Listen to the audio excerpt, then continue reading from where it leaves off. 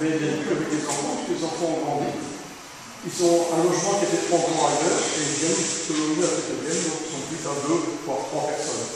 Donc on construit pour 2 ou 3 personnes, alors par contre on construisait pour une dizaine de personnes. Si bien que quand on construit, on a d'habitants.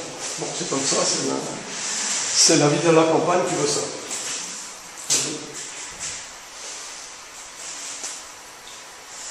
Dans le bloc scolaire, je ne vous en avais pas parlé tout à l'heure, il y avait l'école des garçons et l'école des filles, et sur le côté, il y avait aussi l'école maternelle.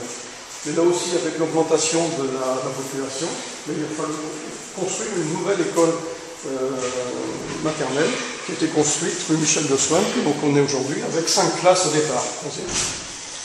Voilà donc la première école maternelle qui a été construite et il y a eu un agrandissement après. Le quartier de Grotte n'a pas pâti également de ces constructions puisqu'il y avait une population relativement importante là-bas avec le quartier de Grotte et il y a eu la construction de l'ensemble Georges Brassens avec une maternelle et une école primaire. Et puis maintenant, avant il y avait combien de classes, en fait, et maintenant ça se rétrécit en prochain train de d'année en année, il y a des fermetures des classes d'année en année.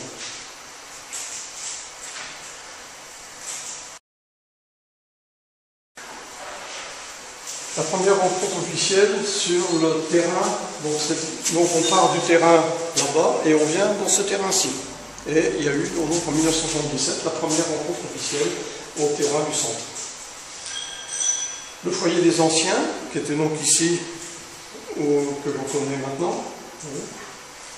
La création de la JLSAT, c'est Jeunesse, Loisirs, Sport, Athlétisme Game, parce que, à part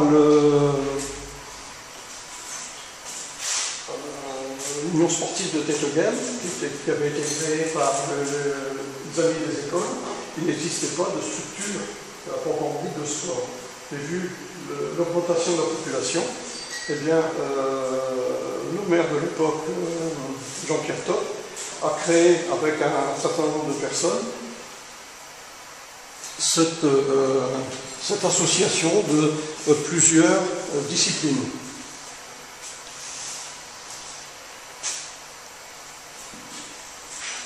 Là aussi, le quartier de Grotte a bénéficié d'une antenne particulière, puisque les gens de la mairie, c'était les gens de l'époque pour venir à la mairie, ils avaient beaucoup à se déplacer. Il y a eu donc un centre, une antenne qui avait été construite en parallèle de la mairie actuelle.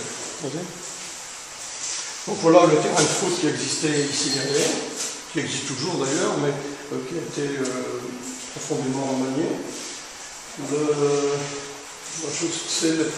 C'est à Saint-Verger, mais c'était donc ce bâtiment qui servait aux personnes âgées. Et en 1977, on retrouve la reconstruction du pont du Chapeau Rouge. Parce que à l'époque, ce pont du Chapeau Rouge était très bombé. Et pour passer le pont du Chapeau Rouge, il était très étroit, c'était très difficile. Donc il a fallu le moderniser. Donc voilà, c'était un pont en béton, vous voyez, avec des rambardes en béton. Mais ce pont n'était pas parallèle à la route du Chapeau Rouge. Il y avait la route du Chapeau Rouge ici, et il y avait le pont ici. Donc pour venir la route du Chapeau Rouge et rattraper le pont, il fallait faire un S pour rattraper ce pont, c'était très difficile. Voilà donc ce pont que l'on voit, et le pont maintenant. Voilà. Donc il a été bien élargi, et c'est le pont qu'on connaît maintenant. Vous voyez ici,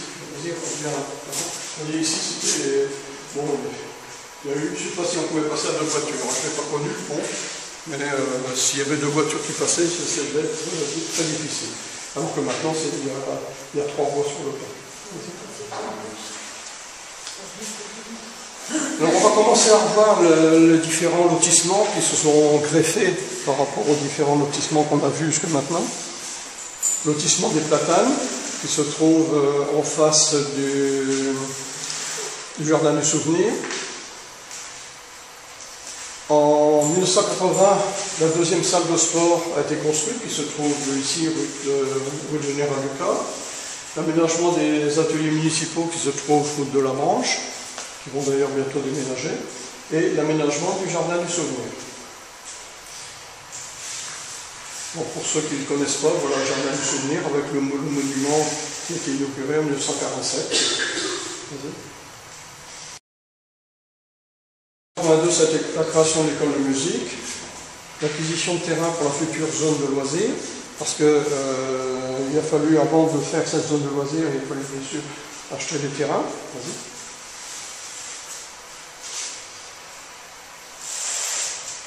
Le complexe, donc toute la partie des salles de sport a été remise en 1982 dans un complexe polyvalent.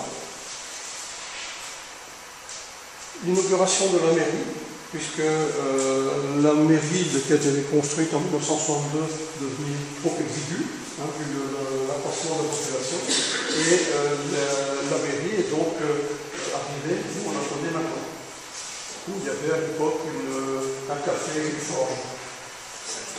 C'était temps.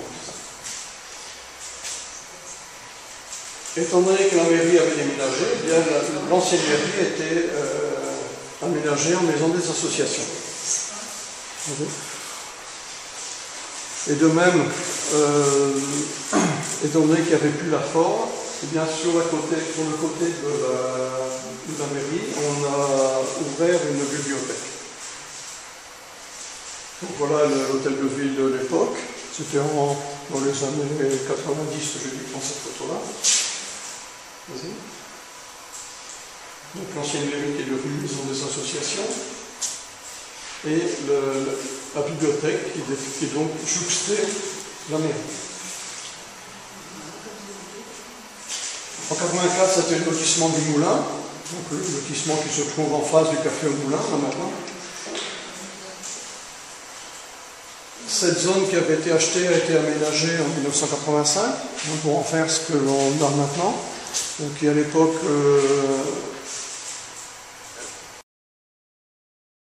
tout un manège tout autour pour faire du sport. Le tir à l'arc qui a été de deux perches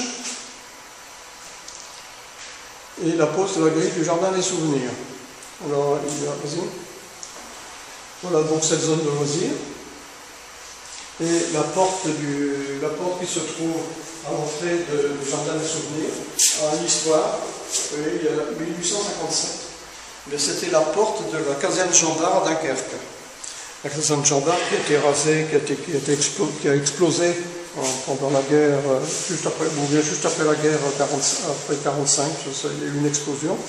Et il y a un Téteguémois qui avait récupéré cette porte en ferraille et qui en a fait don à l'époque à la commune, qui a remis cette porte en place au jardin des souvenirs. Donc c'est un double souvenir, en souvenir des morts de la commune et en souvenir de la caserne gendarme à Dunkerque. Lotissement des Charmes.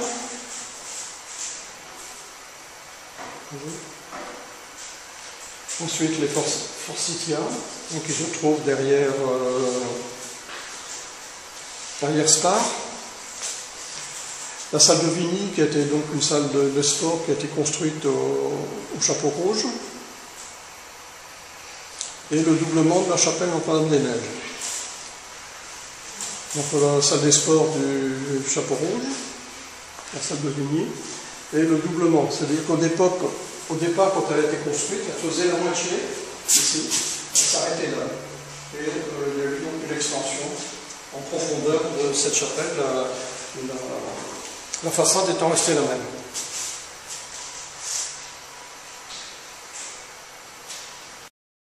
Pêcheur qui a eu lieu en 1989. Une zone d'activité qui a été mise en place au côté du Chapeau Rouge. Et le démarrage de l'autoroute, qui a là, une nouvelle fois, comme le canal de Fiume l'a fait, a divisé une nouvelle fois la commune en deux.